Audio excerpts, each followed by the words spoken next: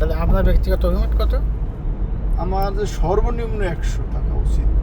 কারণ হয়েছে এত তাতে কি দুর্ঘটনা বেশি ঘটার সম্ভাবনা আছে না? না, গাড়ি যে বেশি গতিতে চালাইলে যে দুর্ঘটনা হবে এমন কোনো কথা না। আমি একজন সাধারণ চালক হিসেবে আমার অভিজ্ঞতা থেকে আমি বলতেছি যে আমার মনে হয় না যে গতি বেশি থাকলে যে দুর্ঘটনা হবে তা না।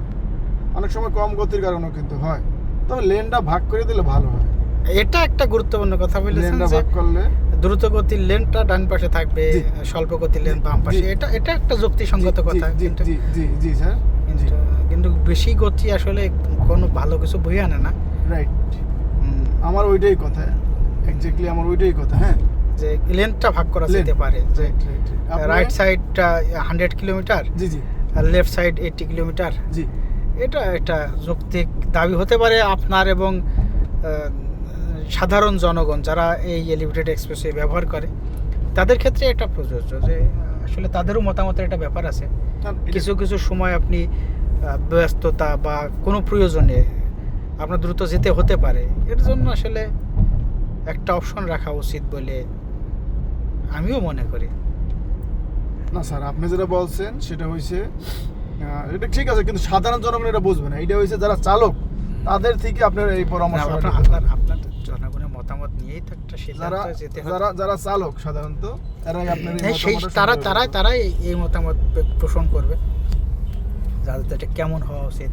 তবে স্যার আমি আর একটা জিনিস বুঝতেছি না, যে বাংলাদেশের মধ্যে যেমন আমরা যে ক্যান্টনমেন্ট, ঢাকা ক্যান্টনমেন্ট আপনি তো অবশ্যই চেনেন। হ্যাঁ, ঢাকা ক্যান্টনমেন্ট চিনি আমি। তো ঢাকা ক্যান্টনমেন্টের মধ্যে নিয়ম একটা, ওখানে বাইরের নিয়ম আর একটা। আমি আমার ব্যক্তিগত মতামত থেকে মনে করি, আমি অনেক সময় কিন্তু আমার অনেক স্যারেরাই বলি যে স্যার ক্যান্টনমেন্ট ঢুকলে মনে করি যে স্যার আমি এই সিঙ্গাপুরে আসছি স্যার, স্বাভাবিক। আবার বের হলে মনে করি যে স্যার আমি কিন্তু এই বাংলাদেশে ঢুকলাম। এটা সবচেয়ে বড় ব্যাপার হচ্ছে এটার বড় ব্যাপার হচ্ছে শৃঙ্খলাবদ্ধ। যেমন আপনি যদি আইন অমান্য করেন ওখানে ক্ষমা পাওয়ার সুযোগ নাই, আর এখানে আপনি আইন অমান্য করলেও অনেক রিজন দেখানোর সুযোগ আছে আপনার। এটাই খারাপ হয়ে দাঁড়ায়। স্যার আমার কথা স্যার, আমার বাংলাদেশে একই জায়গা বসবাস করি,